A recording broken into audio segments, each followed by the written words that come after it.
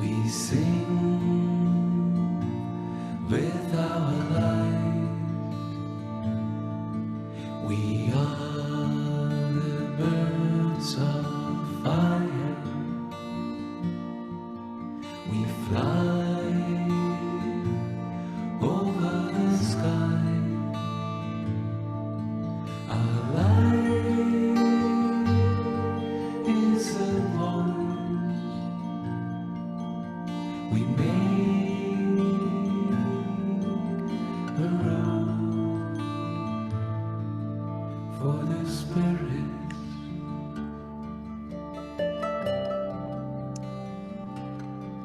For the spirits to pass over.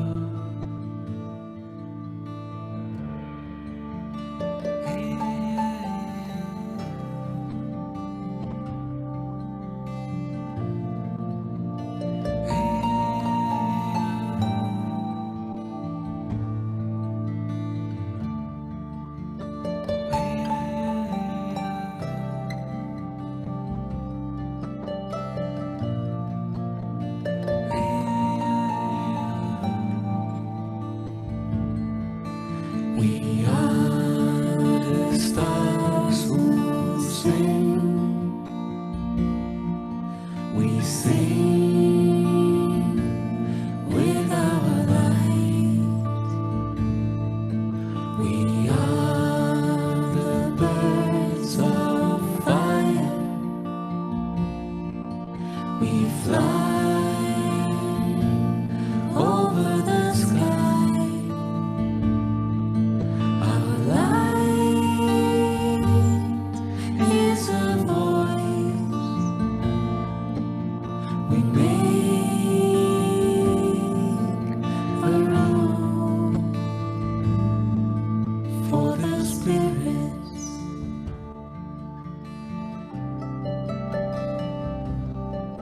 For the spirits to pass over.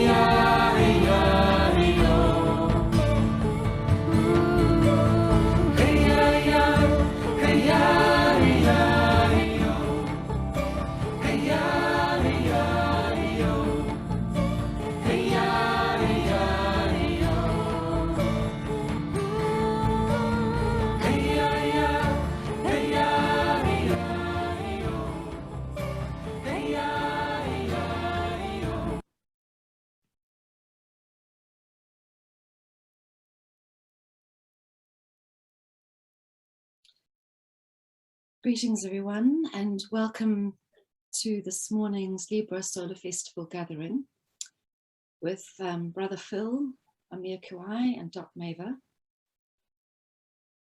Before we get underway, we want to light our candles. I'm just wondering if we can see everybody on the screen. Greetings, that's better. We can see everybody now. Good morning, good afternoon, good evening. So today, before we get underway with our gathering, we're going to do our ritual candle lighting. And that is just a way to bring ourselves all fully present. We are living in these crazily chaotic times, and this is a way by which we bring ourselves fully present to each other. Imagining the lights going on around the room, around the world, and in our garden. We think also of that beautiful saying by Rumi about beyond right and wrong, there is a field, which in our case might be our garden. I will meet you there.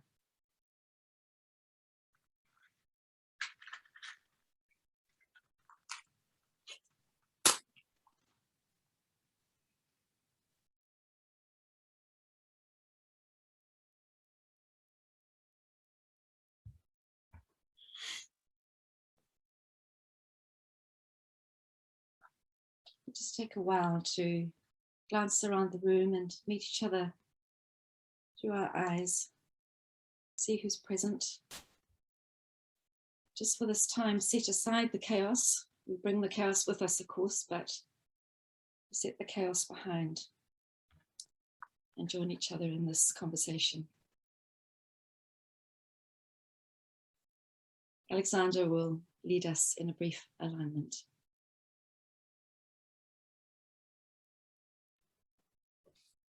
Thank you, Claire. And thanks, everyone. Let us imagine being together in our sacred garden.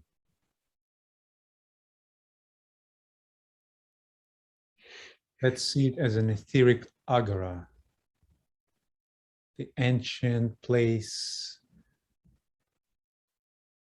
where people, the community, would come together to share, to listen, and decide.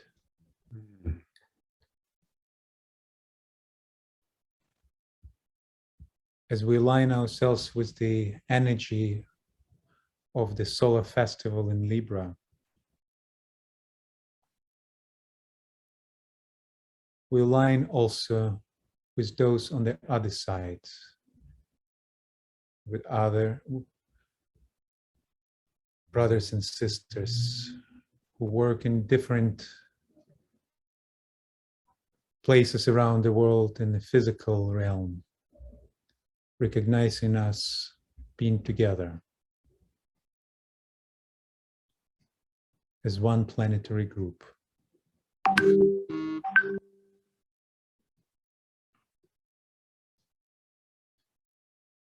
And as one group, we sound, I'm a point of light within the greater light. I am a strand of loving energy within the stream of love divine. I am a point of sacrificial fire, focused within the fiery will of God. And thus I stand. I am a way by which men may achieve. I am a source of strength enabling them to stand. I am a beam of light shining upon their way, and thus I stand. And standing thus revolve, and tread this way the ways of men, and know the ways of God.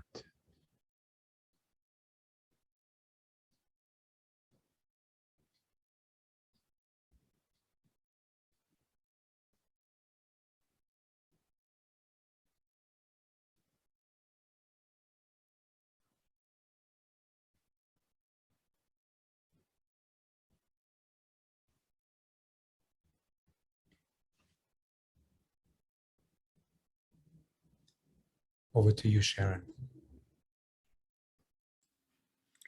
Thank you, Sasha. Thank you, everyone. Welcome. Good to see you all. And I love that even just for a moment, we have our screens somewhere it's possible so that we can do some kind of visual connection with those who are here. It is my honor and great pleasure to have our three guests. I'm not going to introduce them substantially because partly they don't need a lot of introduction, and mostly I want to get to the conversation. So we welcome Brother Phil, Hereditary Chief Phil Lane Jr., Dot Maver, and Amir Kiai. And I'm going to ask Brother Phil if he would start with a prayer. Thank you so much, sister. Oh, Tunkashla Wakantaka, creator of the universe, most beloved one, all powerful one, most kind one, ever forgiving one. Oh, ancient of days, oh, blessed beauty, oh, ever bestowing one. We call upon your holy power at this time and give thanksgiving. We're here with all our relatives, past, present, and future, closer than our closest vein. We give thanksgiving this day that we can come here and look at our history, but also look at the glorious future before us. In Tukashla Wakantaka, we give honor and respect and call all the tribes and nations of the east from where comes the red sunrise, and all the tribes and nations of the south from where comes new life, and all the tribes and nations of the west from where comes thunder, lightning, and rain, and all the tribes and nations of the north from where comes the purifying north winds to purify our hearts and minds.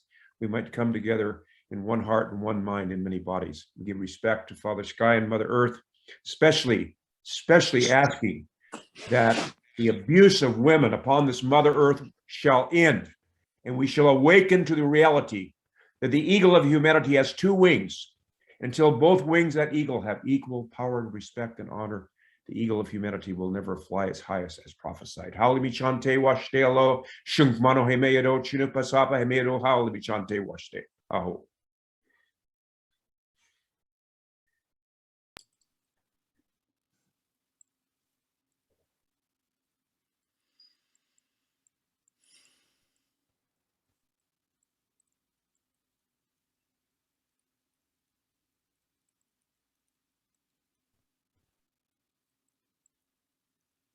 Thank you. Oh.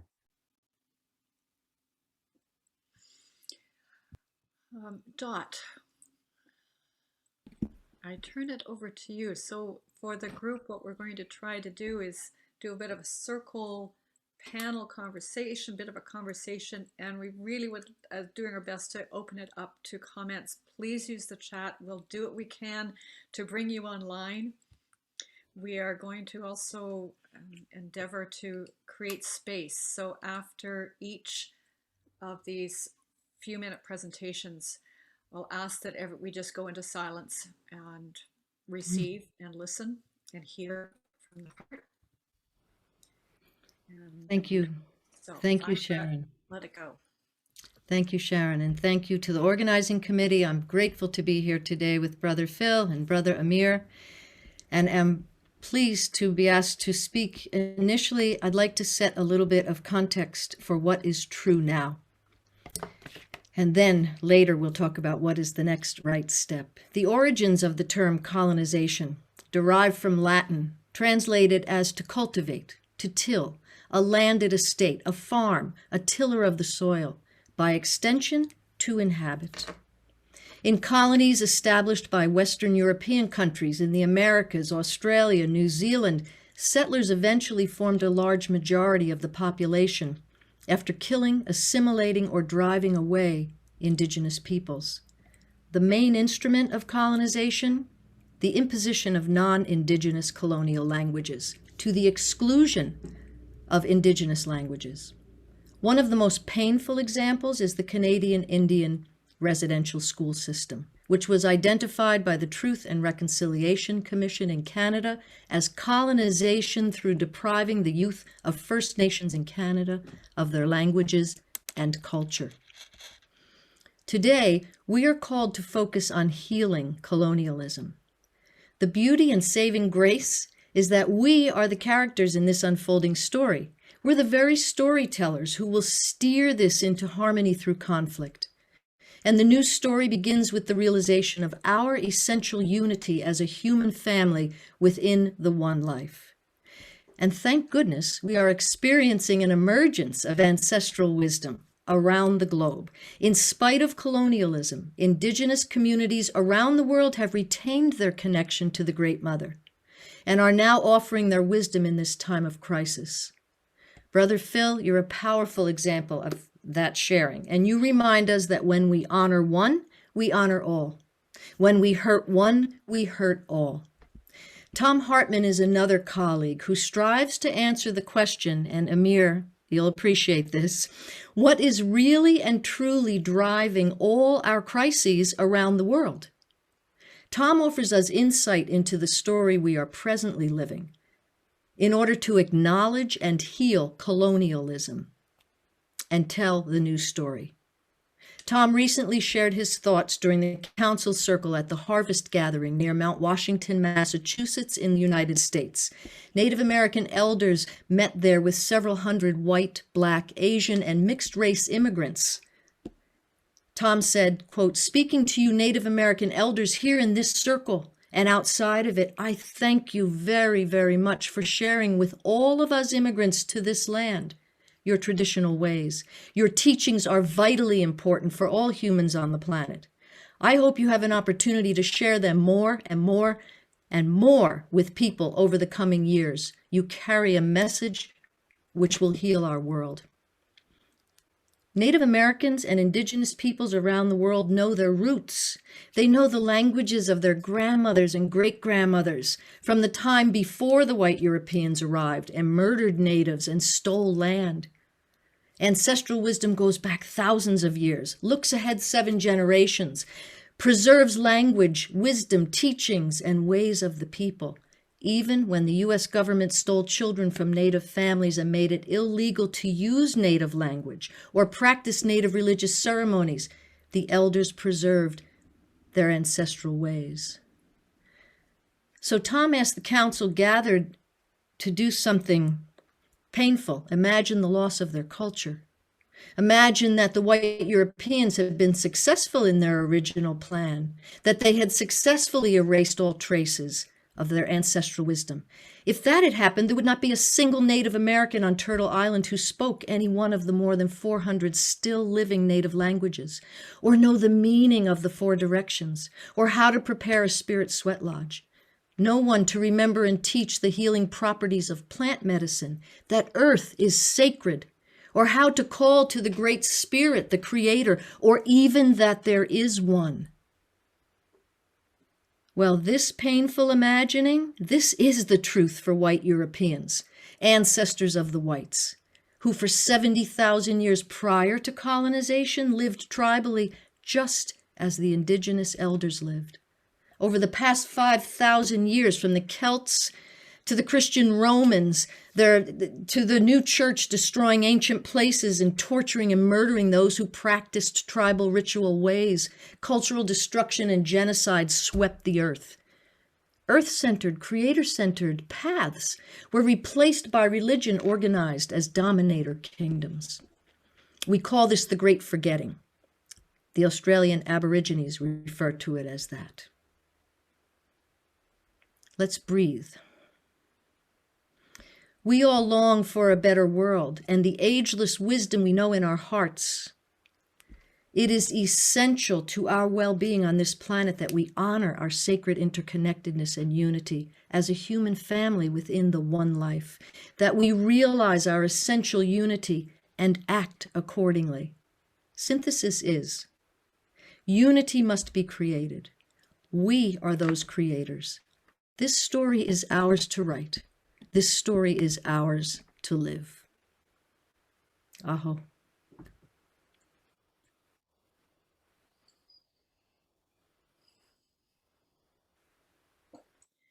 I make this gesture to release.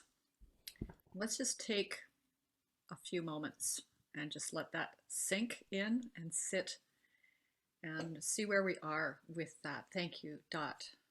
And it's like 43 seconds.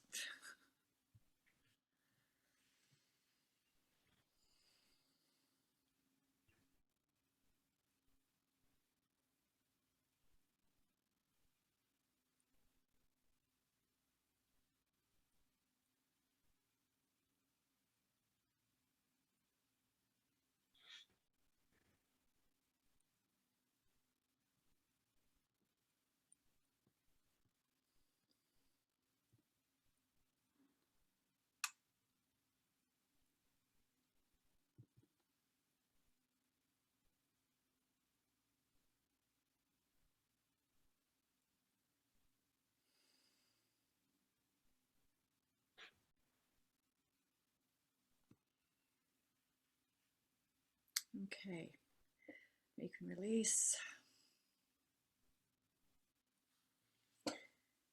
Brother Phil, I know what you have will linked beautifully with what Yes. Dot has started us with.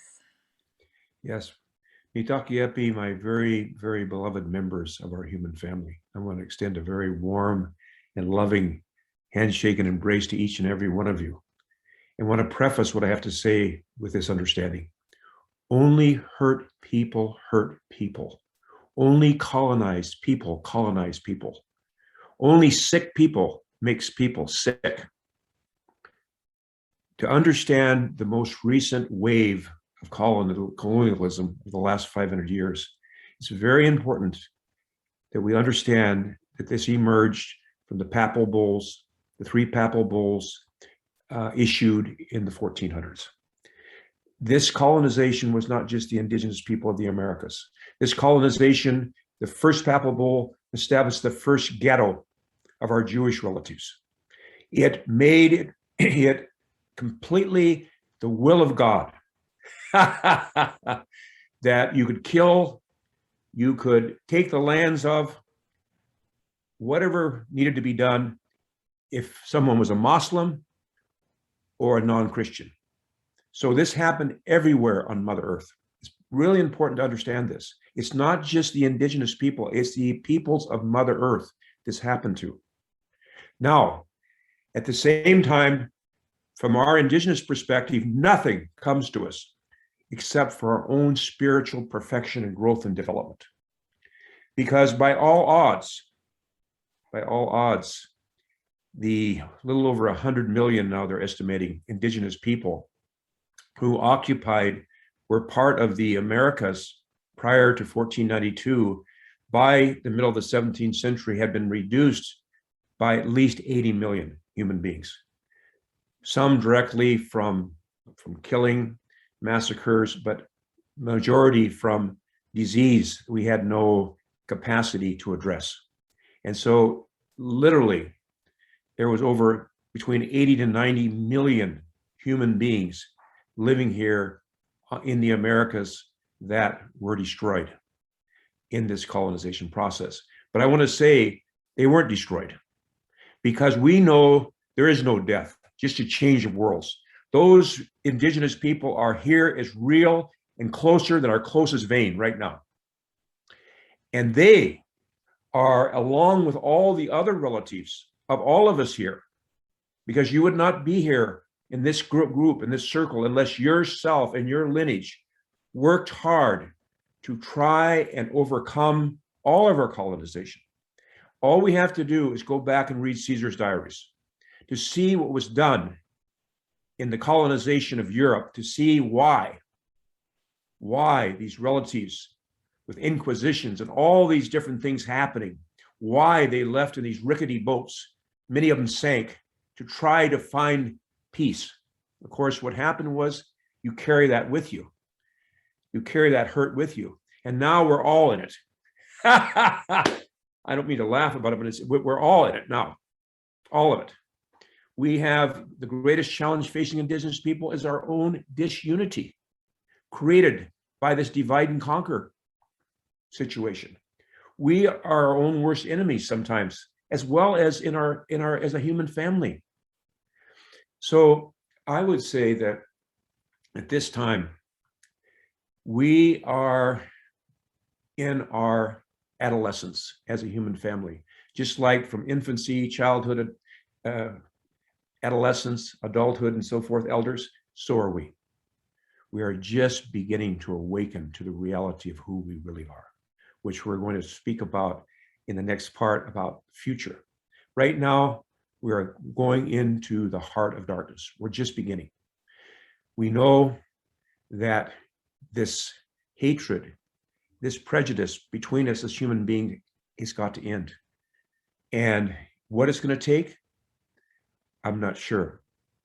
But I do know this, from all our prophecies, by 2030 or before, the nation states of Mother Earth will be forced to come together, and through very strong action, in war. That's going to be the beginning of the process that'll eventually unfold everywhere on Mother Earth. So I'll put a bookmark right there, and then we can look into what that future looks like. But right now, what I see is tremendous challenges that we have to prepare for every day. And what's most important is to have a loving heart, have an open mind, and realize, which we'll talk about next, where we're really going. Oh,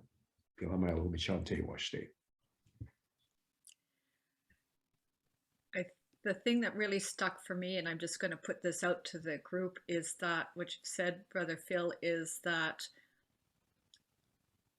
I know in Canada we are really reeling from the discoveries of the 5,000 plus graves of children from residential schools, and that's very present for us here. But what you've said is that it's not just, in quotes, indigenous cultures. It is ultimately about the othering and dehumanizing of people. Yes. And so that makes it global and less an indigenous settler kind of conversation. I'm just going to let that sit there, and let's just go into silence. If you have comments, please, this is the time to put them in the chat as well, and we can pull those up. But let's just take a 43 seconds or so to breathe in what Brother Phil has offered.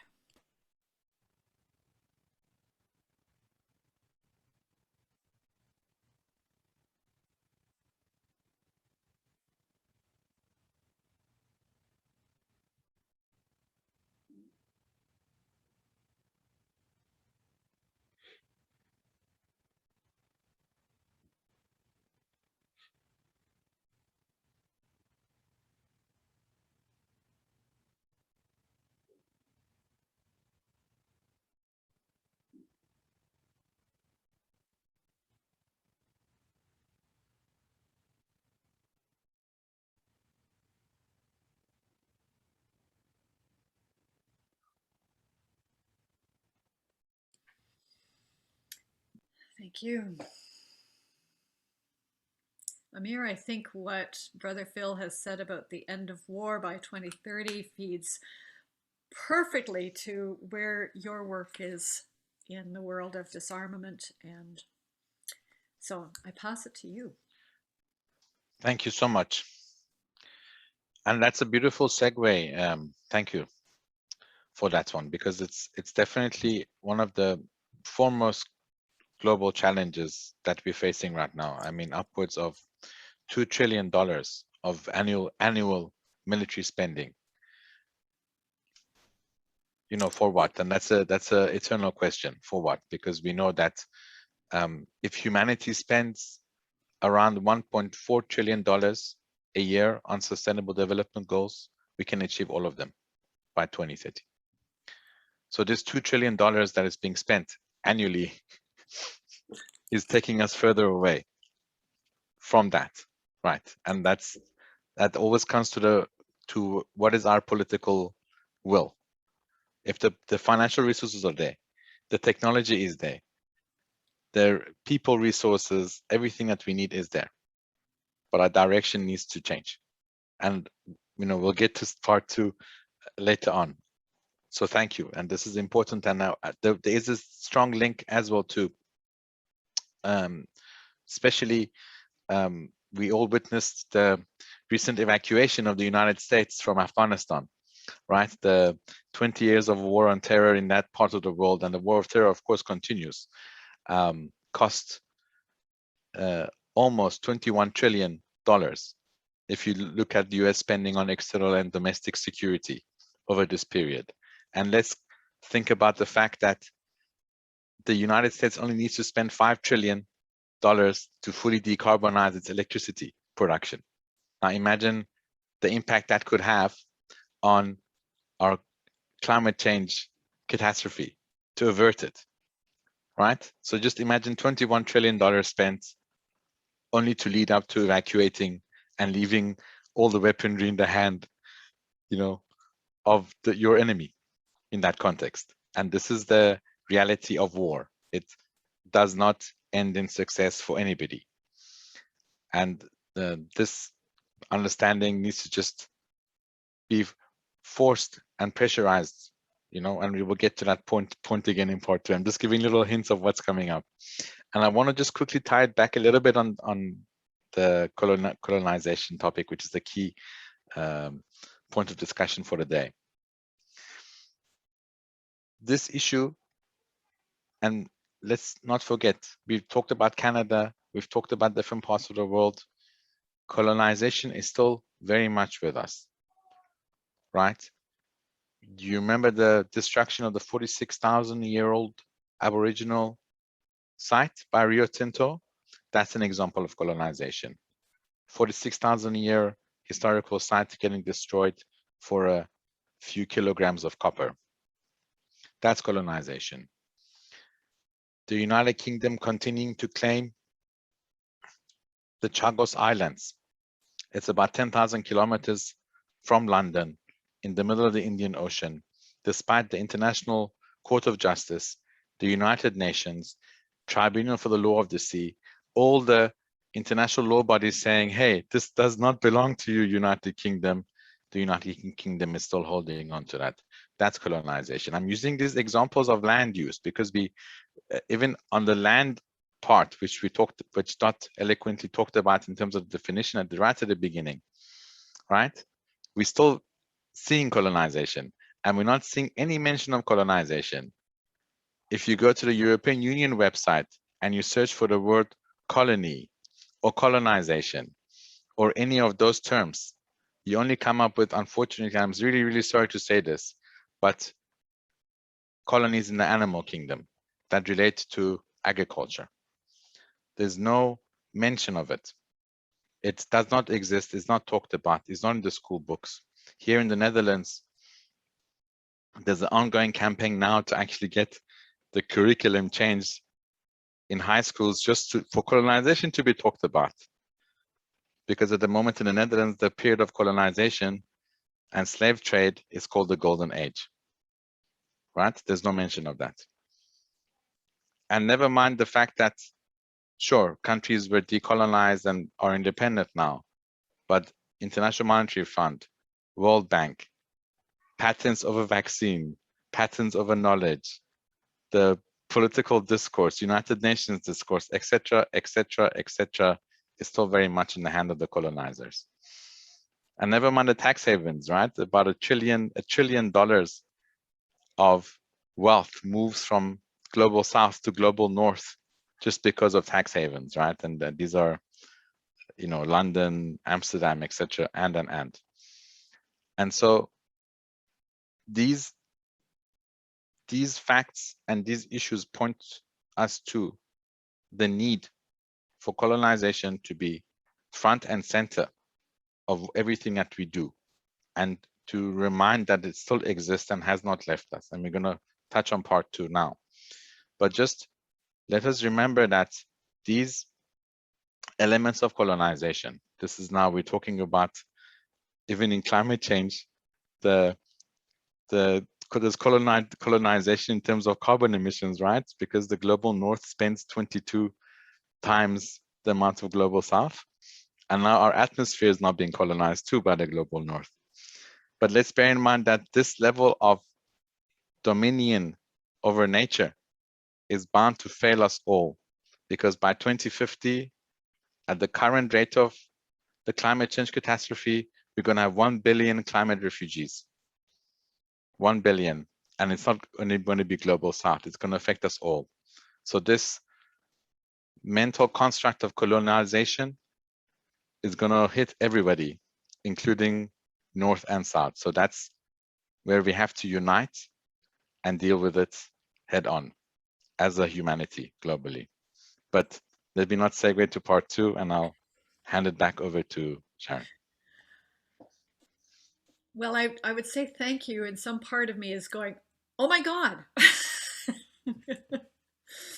because it's big. So listen, would you like just a moment of music for this piece of silence? And this is the best instrument I have for this setting. And then Brother Phil and Dot and Amir, if you have any short comments about what the conversation that's just gone on. If there are people in the group who have some questions that you'd like to ask, you can put those into the chat. And Sasha, can you monitor the chat for that then? That would be great. Okay, so I'm just going to play for a moment. And what I would invite you to do is see if for the next 60 seconds or so, you can be in silence and in stillness. To see if you can actually sit for 60 seconds or so without moving an eyebrow or an itch, and see what that feels like and what attention we start paying to this body. I guarantee it to be fairly powerful.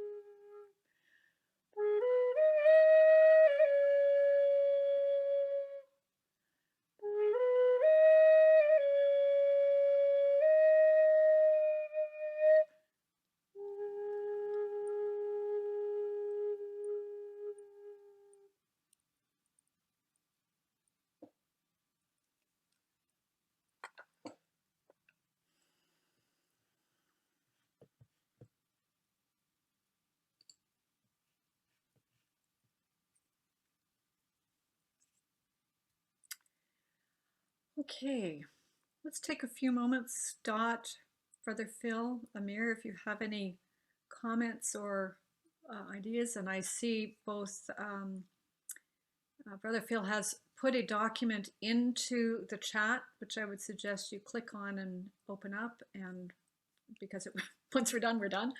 But let's just take a few minutes for any comments from our three guests, and we'll be watching the chat for questions and comments from you as well. I wanted to add to what Amir was saying, in that the papal bulls, there was three issued in the 1400s, specifically initiated the war with the Muslims, Saracens, as well. So as well as putting our Jewish relatives in ghettos, it also initiated the Crusades, and this continual battling that's gone on back and forth. I think it's very important to note that. And so to get down, and it's also, from it comes the doctrine of discovery, which gives the right to Christian nations to whatever they discover is theirs. And the people there, you can enslave them, do whatever you want. I just wanted to comment. And Amir, thank you so much for your comments, and also Sister Dot. Yes, thank you. As we're seeding the field, I'd like to say two things. Amir, I love that you spoke to the political will, and we'll add the social will. And we'll get to that in a moment to speak more to. But unless we have the combination of the social will along with the political will to move us through being the operative word, into this new era, where we realize ourselves as the one human family, really inspired on behalf of the common good, all of our actions, we will continue in this way that is not serving and in fact is really destroying everything.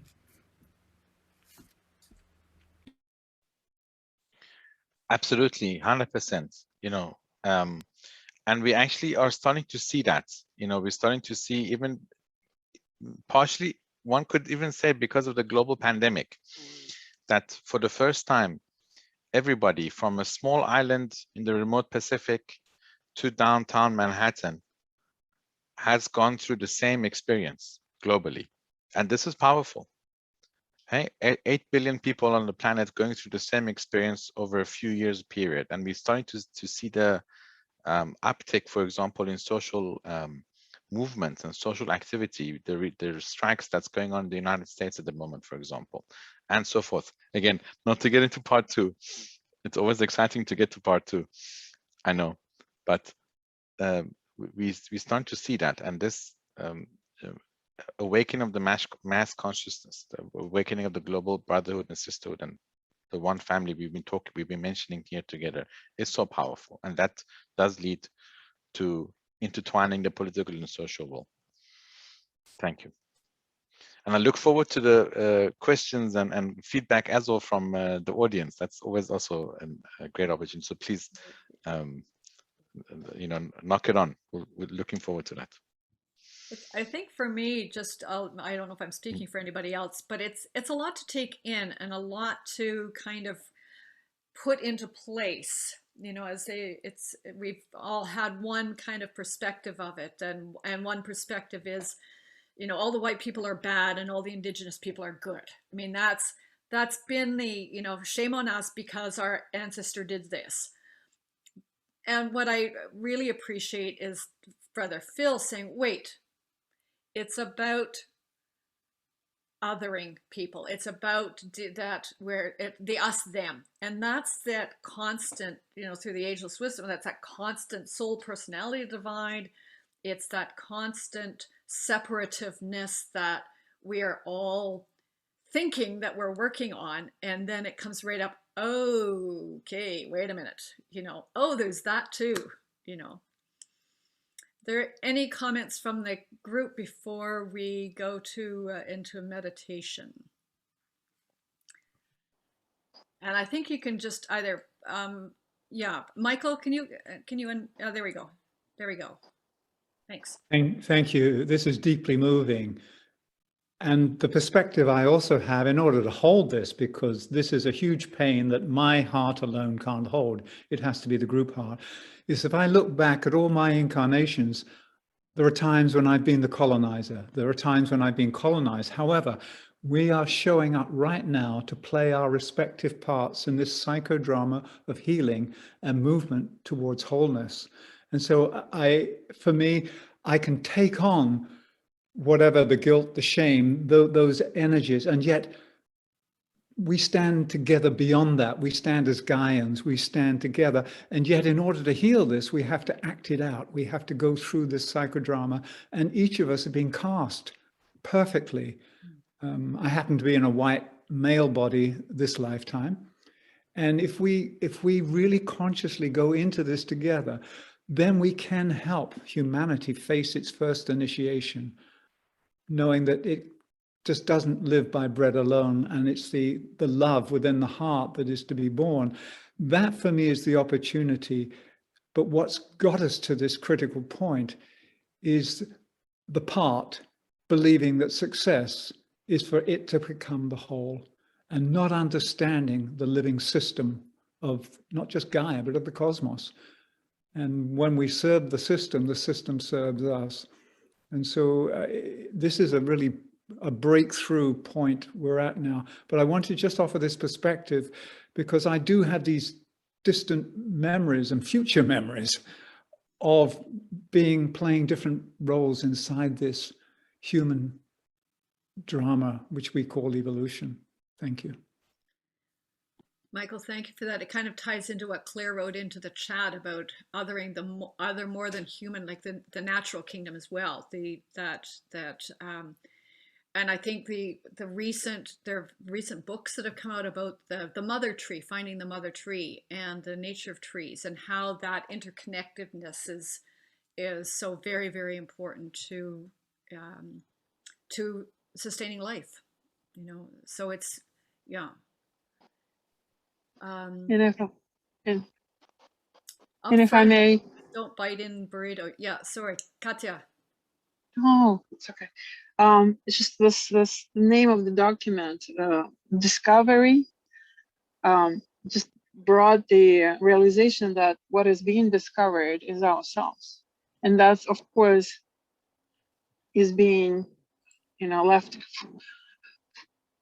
alone for a longest time, and it is time for us as humans to discover ourselves as humans. And to me, the key word is humanizing. And the worst part is dehumanization, which will be recovered, I believe, in steps. And each step out of that state when you are better than anybody else for whatever reason you deem to be better, and therefore holding power over somebody's or the process, that is going to shift now, slowly, but I hope surely. Thank you.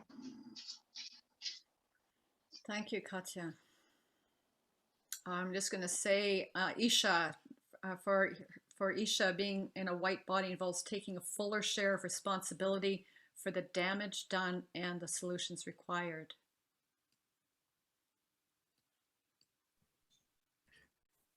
I want to add to the sharing. I deeply resonate with what Brother Phil said about the phase in our collective evolution, that we coming through this phase of becoming adults finally, and that's takes a lot of pain to recognize and what's been us collectively, but together, what we've done wrong. And so it's, if we think about what is true now, so it's a pain of recognition, and even bigger pain of taking responsibility for what's been done. And yeah, absolutely agree that it's recognizing ourselves as one and overcoming this otherness. That's the step. And thank you, Brother Phil. Brother Phil's comment about the human soul has no gender, race, ethnicity, or class. This reality makes all forms of prejudice unacceptable, intolerable. The human soul is not divided. This reminds me, I'm going to chuckle, for those of you who know Heidi Rose Robbins and her young daughter, when Kate was very young, 2 or 3 or 4 years old, she was learning, I love you. And she left out the love, and she would say, I, you. And I'll leave that there, because I think that probably expresses it. I, you, and that connection in there. Anything else before we go into meditation from Brother Phil or Amir or Dot? Thank you all for your comments. Okay, so at this point, if you'd like to turn your video off, yes or no, it's up to you, and we'll ask Dot to take us into a connective meditation as we lead into the next beat. And Dot, do you need any music beforehand? No, thank you, Sharon. My pleasure.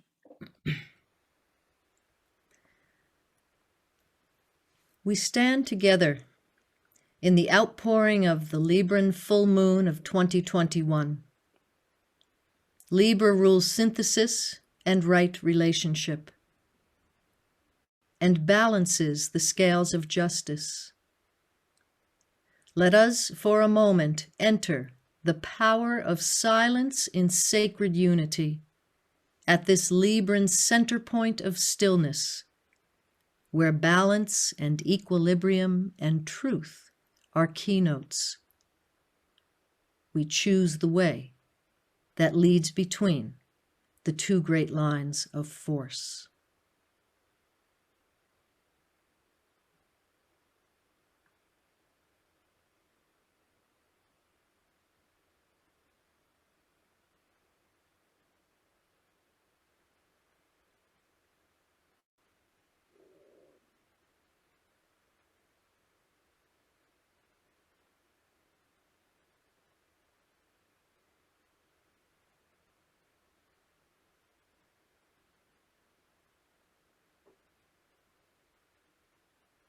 as we hold our focus on healing colonialism, let us be aware that we cannot be present to what is unfolding if our pain keeps pulling us rooted to the past, repeating the same dynamic cycle after cycle.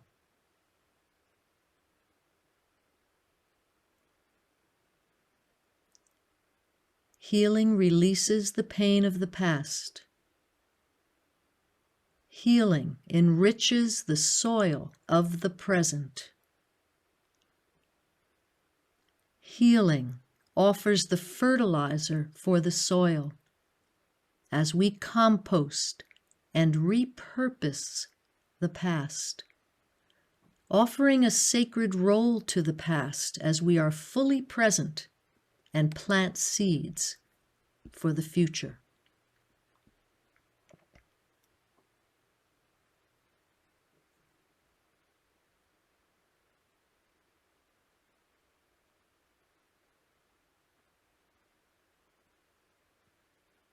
What seeds are we now planting? Seeds that are free from the old patterns. Seeds that represent the true promise of our one humanity.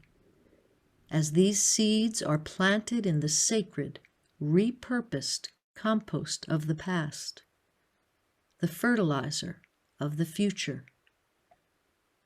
This seeding is based on what the Creator is outpicturing, the divine plan manifesting. So let us align as we take a deep breath together.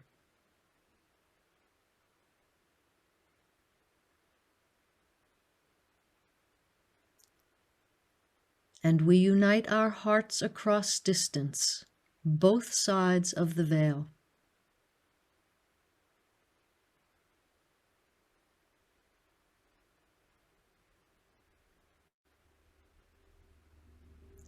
And with a deep breath, we align our hearts with the group heart. Our hearts beat as one.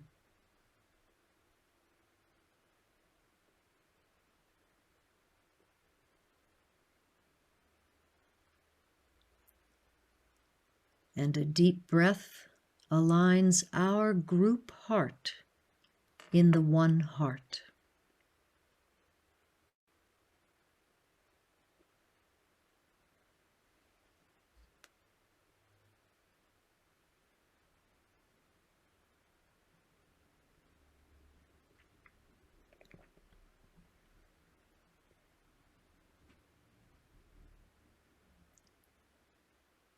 We offer our group chalice to receive impressions.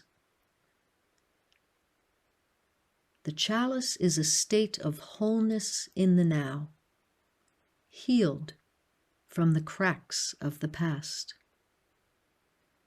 And as we enter this period of intentional silence, we are open to be impressed by the deep purpose, promise, and potential of our one humanity waiting to be revealed.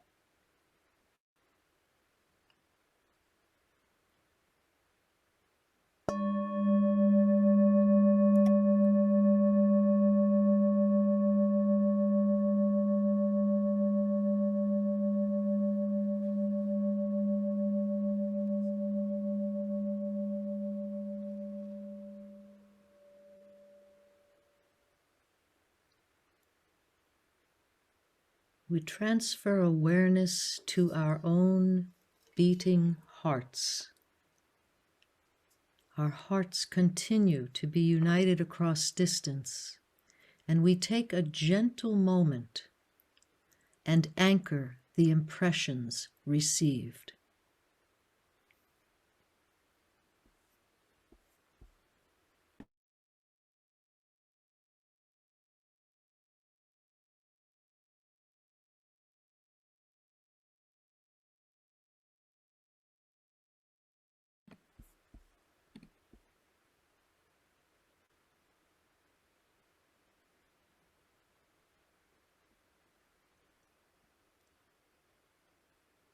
And we distribute the energies gathered as we sound the mantram. May the spirit of peace be spread abroad, in our hearts, through our groups, and throughout the world. May peace prevail on earth.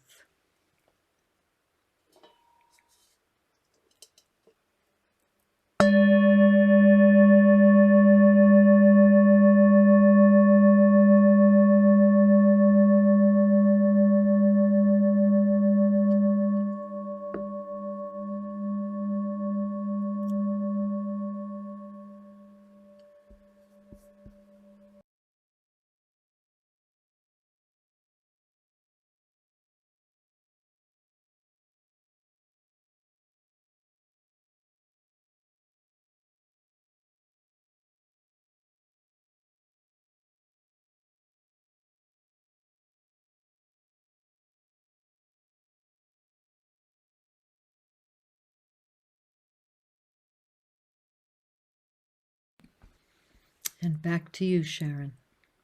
Thank you so much, Claire. Sorry, just saw Claire's name on the top. Thank you, Dot. My apologies. I love that when you're off video, the image is silence is the language of the heart. All right, friends, what's true now?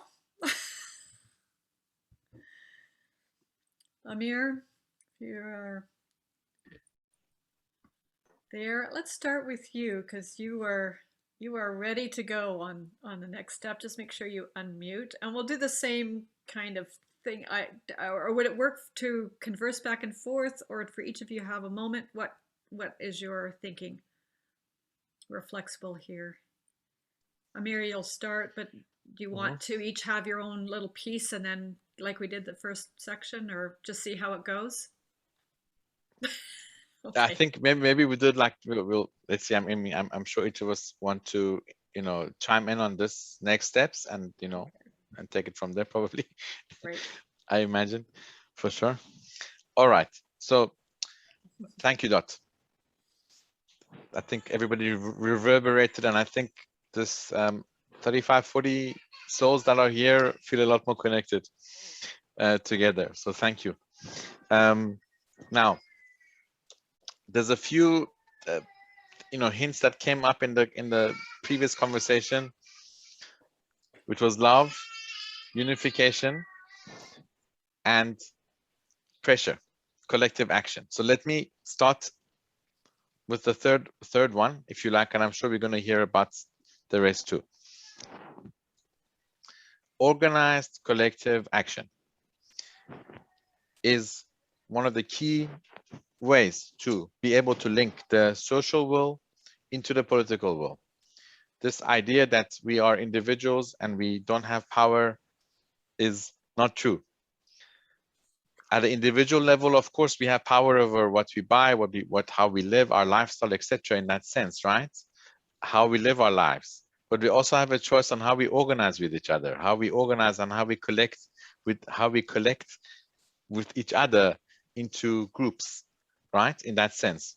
So if you all live somewhere in some neighborhood, in some town, in some community, and there are numerous issues that we can think of in your local neighborhood, local area, in your country, even transnationally, right? So the key thing is, if you're not involved in anything in your own capacity, get involved. If you're in the United States, for example, and I'm going to try and pick groups here, but you know, you saw a few days ago there was a group of activists that occupied the office of the American Federal Indian Affairs Board, right? If I'm not mistaken with the acronym here. Just a few days ago, of course, there were 55 people got arrested, tasered, their media equipment destroyed, etc. Right? But those 55 are acting collectively, and they need support. They need individuals, people from the neighborhood to go and stand with them. Right? These are at the very base level things that we could all do, whether it's in your neighborhood, whether it's working with Sunrise Movement if you're in the United States. You know, it doesn't matter where you are. If you're in more concerned about climate change, Extinction Rebellion, etc., there are hundreds and thousands of groups and organizations picketing, standing in the rain, in the cold, in the heat, you know, putting the pressure onto the governments, onto the public. And sometimes people argue that, hey, you know, pressure doesn't actually work. You know, picketing doesn't work, standing it doesn't work. You know what? It does. If you think about our own history, and yes, there's of course counter arguments to this, and I understand. The civil rights movement, for example, it still is an ongoing movement. We never completely got civil rights, yes, but those millions of people marching and standing in solidarity together brought some rights. Universal suffrage brought some rights. You know, the shorter work hours brought some rights, yes.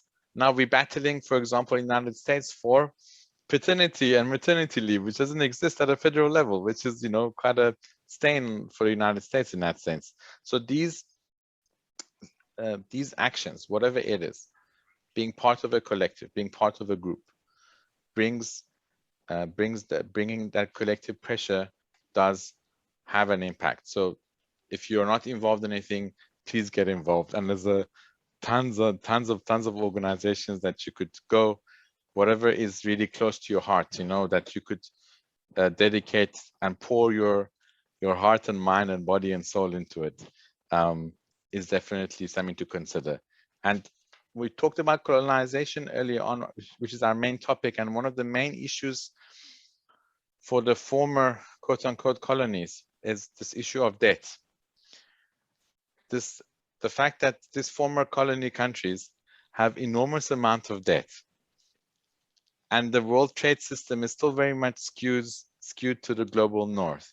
So this debt trap of the global south is a huge issue. And that could be something to really consider and think about, is that there's calls for canceling the debt of the global south. That's going to be a huge lift to end the cycle of colonialism somewhat, of course. This doesn't break all the chains, but that's one of the big ones.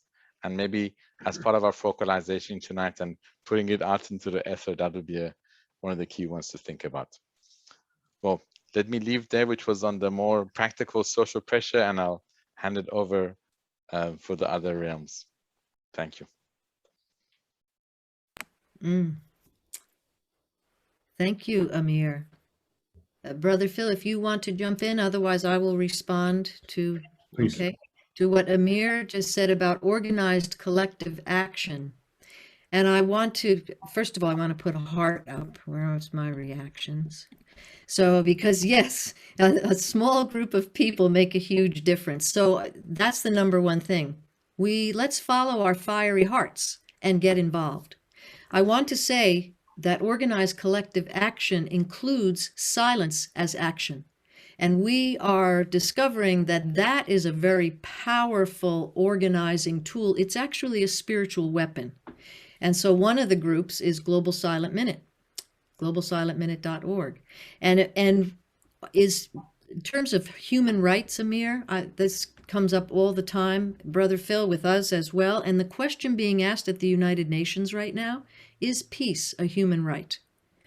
And every time we advocate for human rights, we take a step forward, even though it seems we move backwards sometimes. But let's face it, every time a human right, big human right question is asked, big things happen. Should women have the vote? Is slavery acceptable as a cultural norm? And now, and not that we're perfect on either count, but we are moving forward, as Amir just said, and it takes all of us and our fiery hearts to get involved at that level. So, and I want to mention Green Hope Foundation, because when we talk about climate action and climate change and what the youth are doing right now, what Greta Thunberg and others are doing, Kekesha Basu and others, that is one of those places also where we, as humanity, looks as itself as a resource to the planet instead of the other way around. That will be a huge shift. So if we are educating in that direction, realizing our unity with all, etc., but how do we get there? And then I'll talk about healing later.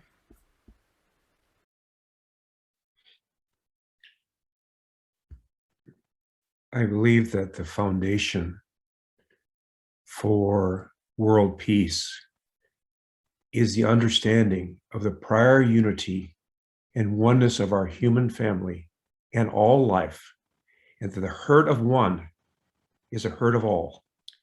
And the healing and revitalization of one is a healing and revitalization of all. From my perspective, at this point in time, is without question, the old paradigm is collapsing. And that collapse is accelerating.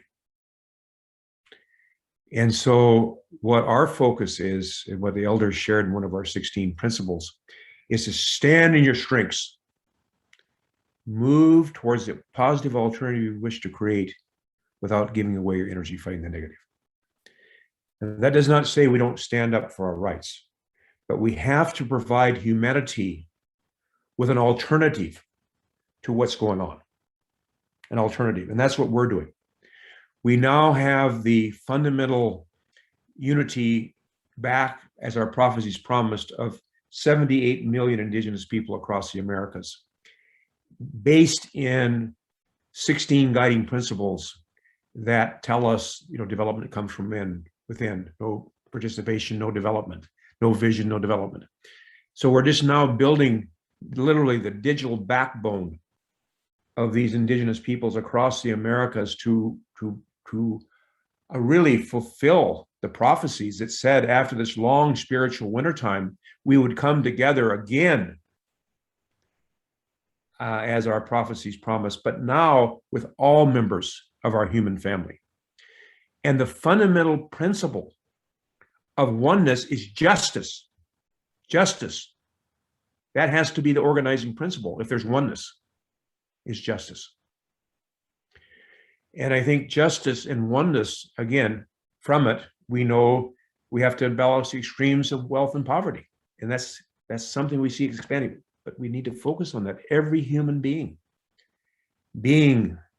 a sovereignty, ancient and perishable and everlasting, how we're born in this physical plane of time and space, which we're just awakening to, must be given justice. Every human being, justice. And so I would say that while I see that the old paradigm collapsing, the paradigm based, you might say, in the pyramidal structure, I see indigenous people rising. The system's breaking down, we're breaking through. And other members of our human family who are thinking the same way, who are understanding we are one, who are understanding that war, fighting over a piece of land in which you're just going to have your body buried in, is complete insanity at this stage of our human development. We think about this and what it does. And we realize at the same time, just like this COVID-19, it has impacted. It has, we have to see on the other side of it. Yes, it's caused all this suffering. But what's it going to take for us to wake up and stop spending, what was it, something like 20 trillion since 2001 in the Middle East in connected security? $20 trillion? Even if I'm off a few hundred, 20, 30, 40, 50 billion dollars, I mean, it's a complete insanity. This is insane. insanity. And I can't call it anything less. And so what does that mean? The prior unity of our human family. It means we've always been who we are from the very beginning of this universe. We may have resembled other relatives, but we've always had this soul that defines us. In fact, our belief is when we're born in this physical plane of time and space, each of us is born a sovereignty, ancient and perishable and everlasting, can never be destroyed.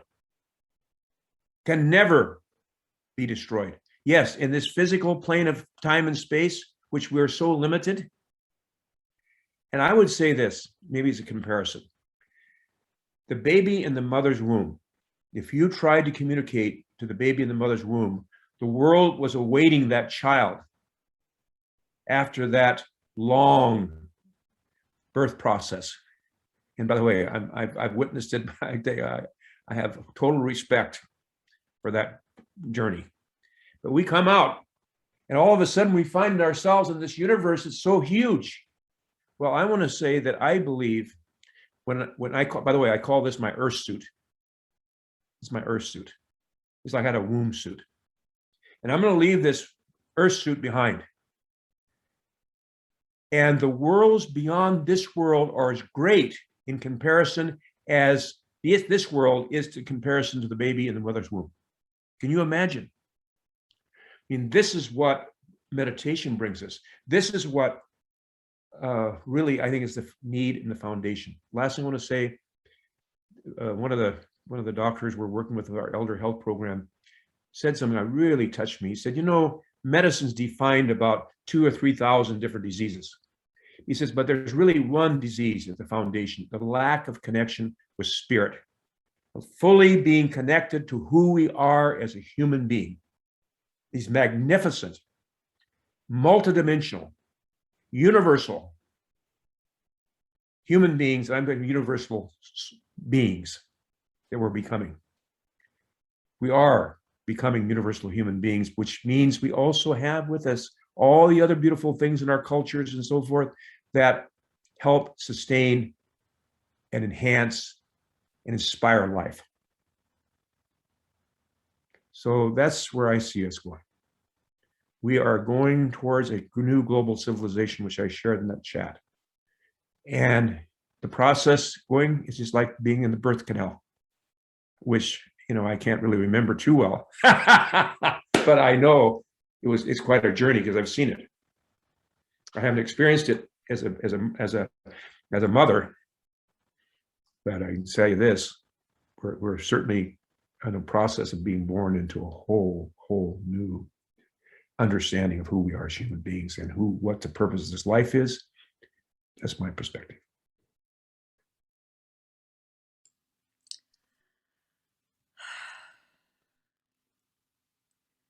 Shall we have a moment of silence and absorption? And I was going to say 43 seconds. Yeah, no, if you've got I'm just, there's a lot. So yes, Amir, please. There's a lot to unpack, really, for sure. Yeah. And I don't know if I'm jump starting the 43 seconds, but go ahead. No, go ahead. Just go. We'll get some silence in there. We'll get it. Okay. I'll jam it in. No, because silence is so valuable. I mean, as Dot mentioned, it really is. To make use of the time in that sense. So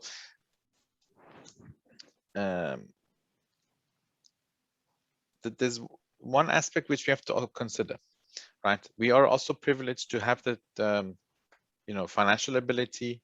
We have a home. We're not in a precarious job, etc., etc., etc. To have that silence, and so there's both an educational aspect about getting to this point in life, right? But there's also like a material condition in that sense.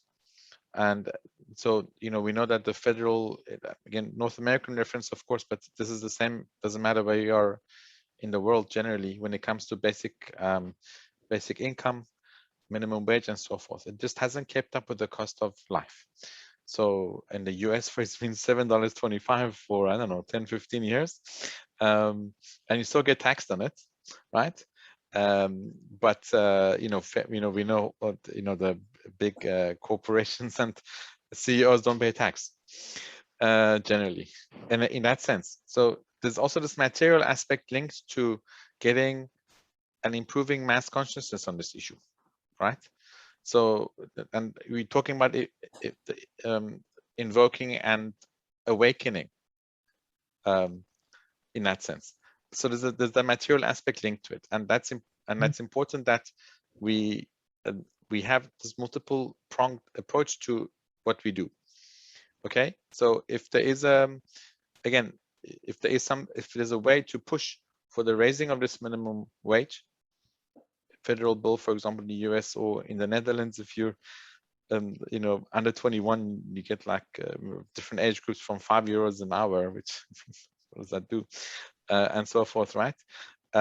So part of our approach should also consider that the raising the material condition and well-being of the people, and there is, for example, a slow and steady greater call for universal basic income. To just take to the idea of people having to toil 2 or 3 precarious jobs, riding Ubers or doing delivery jobs, etc., or working. There's 8 million unregistered workers in the United States alone, illegal quote unquote migrants, right?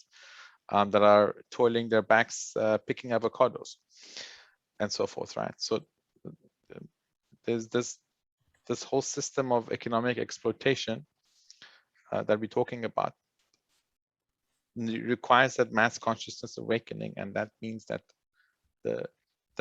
carving out that space for silence becomes important, because if you're worrying about the roof over your head, right, or getting evicted because you can't pay, you lost your job because of COVID, and you're going to be evicted next week, what happens, and so forth. So these are things to consider. And that's where we also, again, there's 35 of us here, but we all link to networks, right? Mutual aid societies, right? Coming together, supporting families that are in distress and so forth. These are also ways to slowly create those bubbles of support and group support to be able to then have that, as Darchi said, the silence, but also to have that space for petitioning and social action. Thank you. Let's take a couple of moments.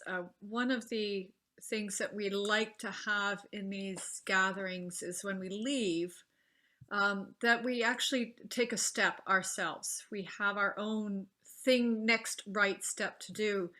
And I'd invite you to consider what is next on the spiral for you, because in this group, many of us are involved in some way and somewhere in some kind of volunteer support of uplifting activities somewhere. But it might be time now to level up, or to start something, another quality. So I invite us all in the next moment to think about what is literally, physically, the very next right thing. One of the, and because in this world of so many options, there's so much to do. How do we choose, right? We can do this and this. One of the ways I would offer is to look at the SDGs and pick, because we can't do all of them. We can't each do all of them, but pick 1 or 2 or 3 that you want to focus on. And that for me has been a way to narrow down the overwhelm. So it really doesn't matter which one, but 3 or 1, even 1 that really calls to you as something you really want to focus on. So let's just take a moment. We could reflect. If you'd like to put in the chat something for yourself, practical outpour for your next right step, where you would like to go, what you've taken from this, and share this for the group benefit. So we'll just go into silence. Group benefit, something you're taking from this, some new insight you're taking from this, something that you want to take forward And we'll come back in a moment. Just pop that into the chat.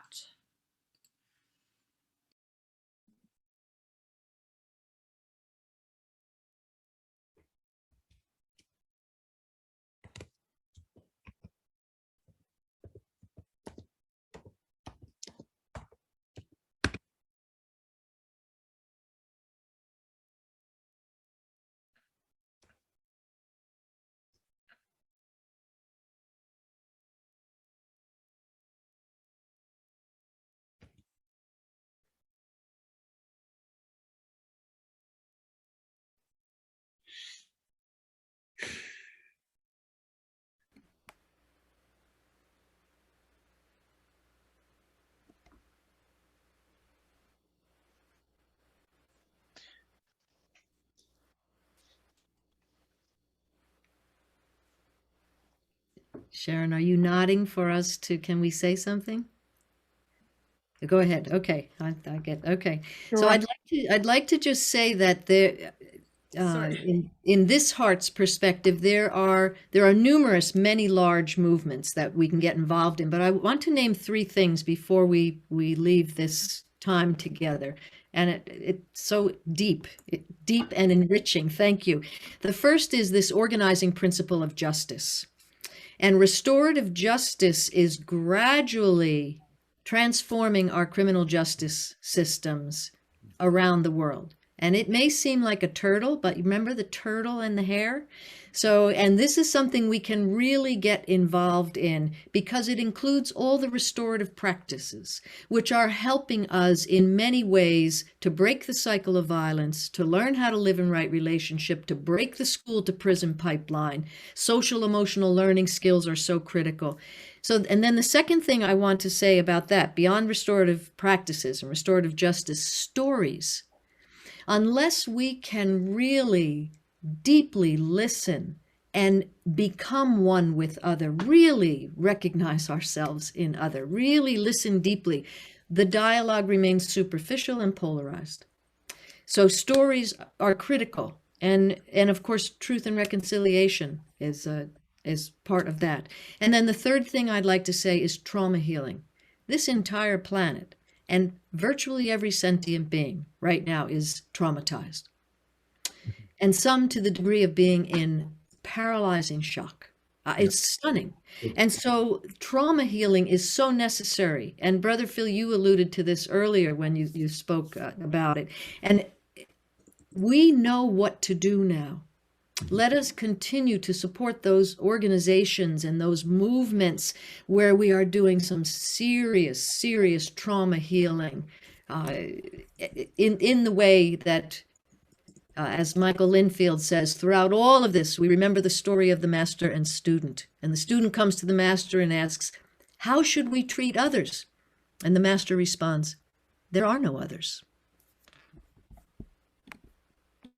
Mm-hmm. Brother Phil? Yes. These are principles that I think are so important. The equality of women and men. We need so desperately. And I want to say that I believe that that when we become an elder, and you say that elder strong, kind, and compassionate, and courageous, who are you talking about, a man or a woman? We have become spiritual beings. So the equality of women and men is so important that more and more of the qualities, quote unquote, we call feminine qualities, which we men need desperately, because we have brought this world to where it's at. At the same time, everybody has a responsibility, but I think we have to accept our responsibility. The balancing of the extremes of wealth and poverty, the elimination of all prejudices, the essential unity and harmony of science and spirituality, universal education for all relatives of our human family. In this pandemic, already over 300 million members of our human family have gone into extreme poverty, in addition to already those that are there. So these are principles, I believe, and there's others, that we need to have, first of all, in our own life. We make the path visible by walking it. I mean, I know Gandhi said this, but also our elders have told us, we are the curricula. We are. each of us. And if we can't be loving and compassionate and kind and so forth, how can we expect our children and grandchildren to do this? That's why my call is to elders, especially elders. It's time to rise up and take our place of wisdom and kindness and compassion and role models of forgiveness, because that's the only way I can see the real curricula unfolding, and that's we human beings, we of one human family. Almi Chante Washte. Language. From what I'm hearing, and we'll just wrap up a bit, and thank you, Karen, for if you check in the chat, those of you who have, this has been a long time coming. It sounds, Brother Phil, like, and from both, what I'm hearing is that choosing values and principles first. Foundation. And picking out what your values are. What are the values, the 4 or 5 or 7 values or 10 that you are going to live by and make Right. a decision by? Is that accurate? Yeah. Exactly. And then the practical steps, what you're going to do from that. Right. And then that takes, as I'm thinking, that takes me back to the SDGs, because if I look at those, that really speaks, I love them all, but if I'm going to really look at the top 3 for now, what are the, and it's already been set out a bit for us.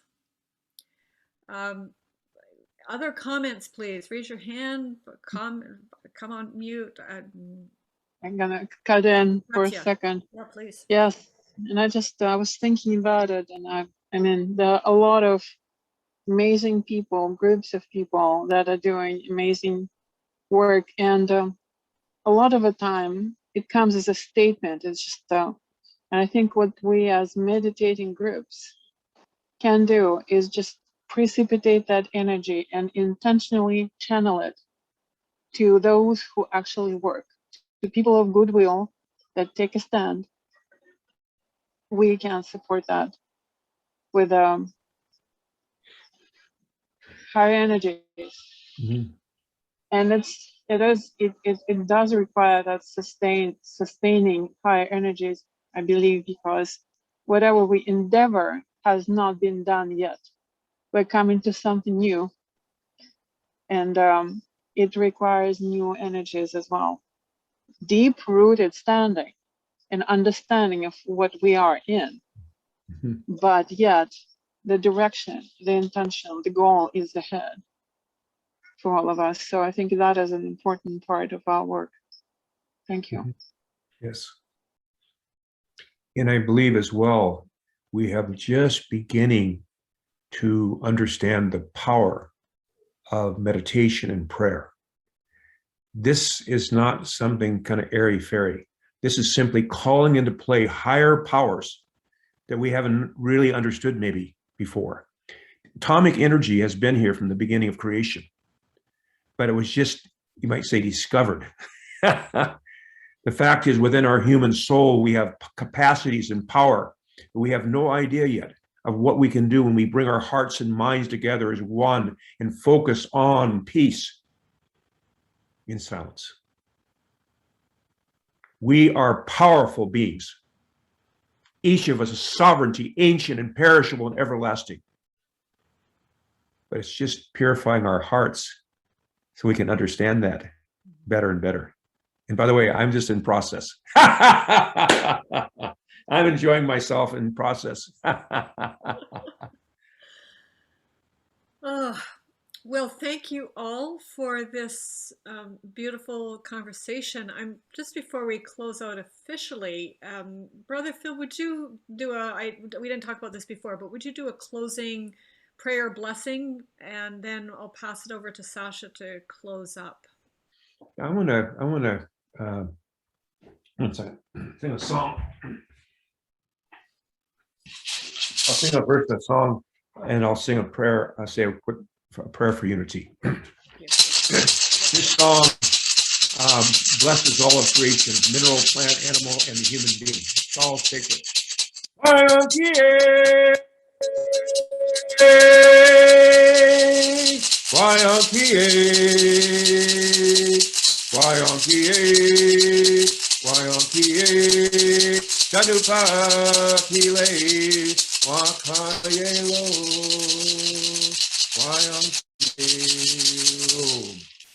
my God, oh my God. Unite the hearts of thy servants and reveal unto them thy great purpose. If they follow thy commandments and abide in thy law, help them, O God, in their endeavor and grant them strength to serve thee. O God, leave them not to themselves, but guide their steps with the light of knowledge and cheer their hearts by thy love. Verily, thou art their helper, O guide. Ahom Shante Vashte. Aho.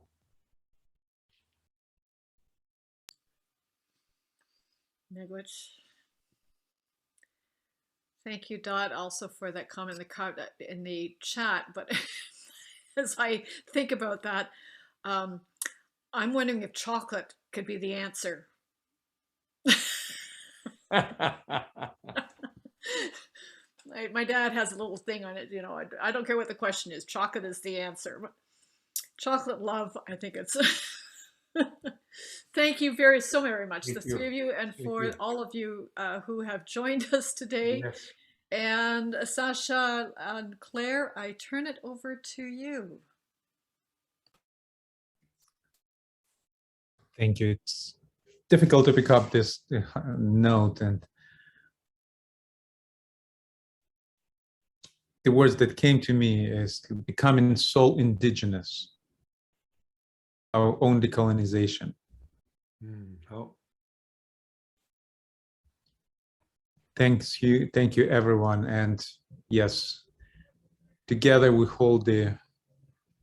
use the power of our meditation and our prayer, and we continue our organized work together.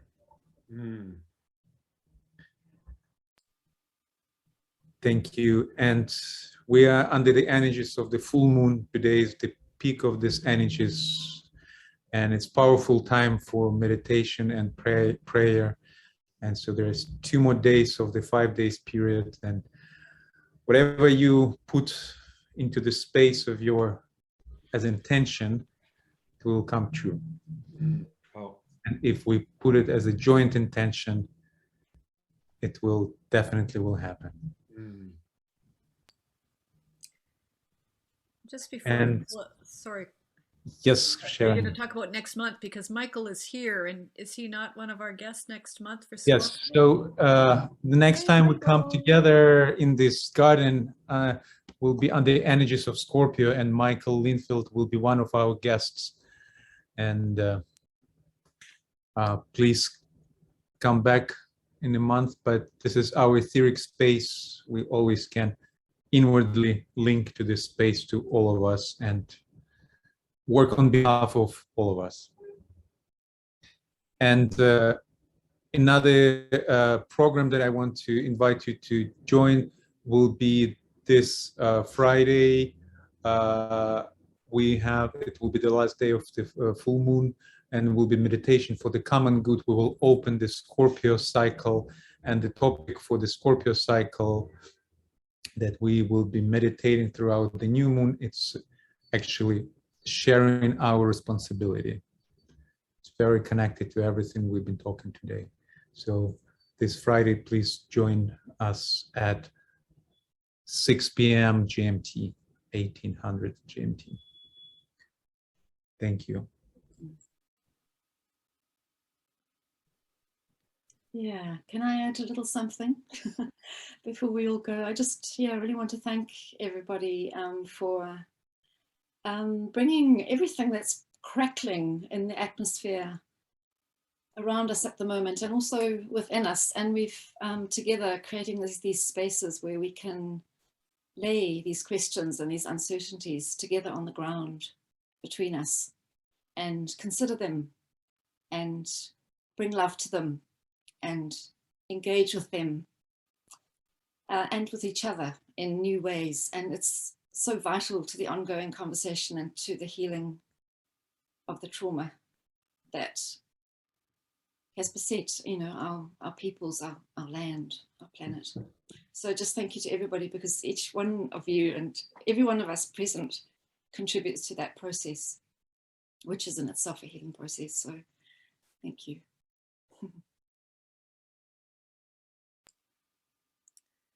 Anything else from anyone in the room before we close the gates and ask you to take your things? I think, Claire, we've got the Gayatri.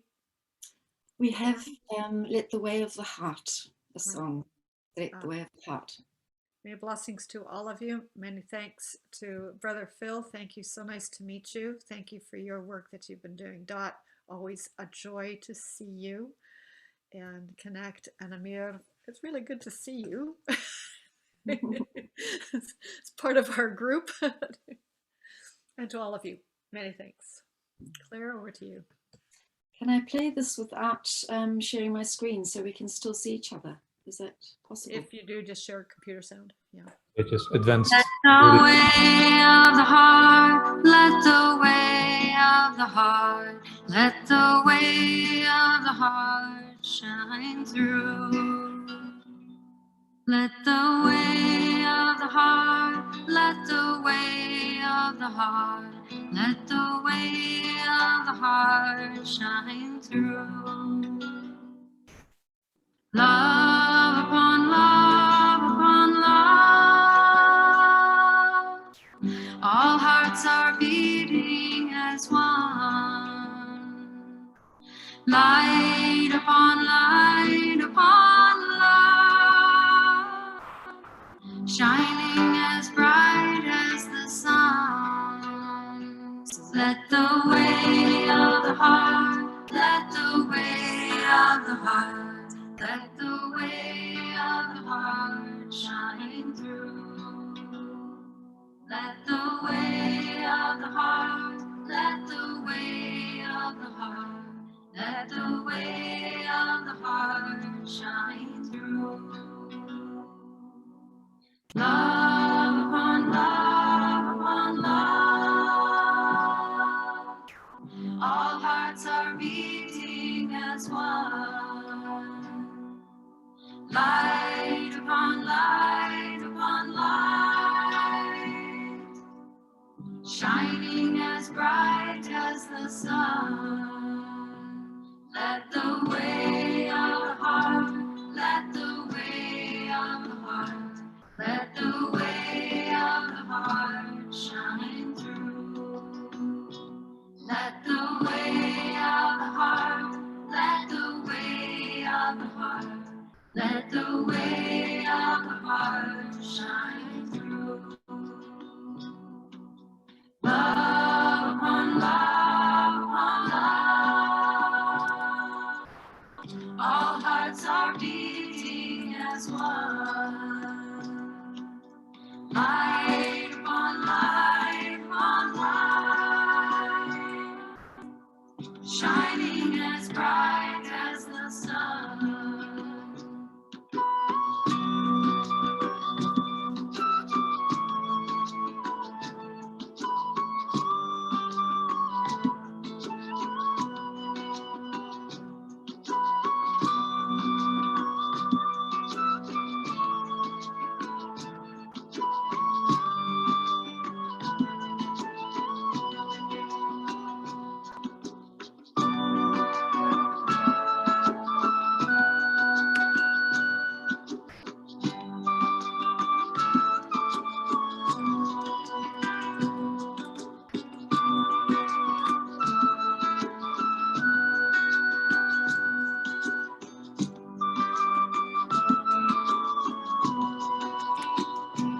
Let the way of the heart, let the way of the heart, let the way of the heart shine through. Let the way of the heart, let the way of the heart, let the way of the heart shine through. Let the way of the heart, let the way of the heart, let the way of the heart shine through. Let the way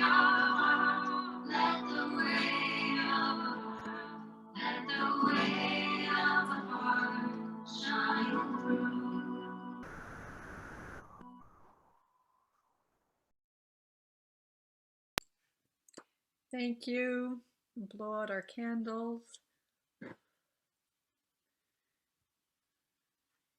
And we'll be closing the gates. So gather your things, gather the heart you're taking out, and we wish you a wonderful week and month. We'll see you at Scorpio.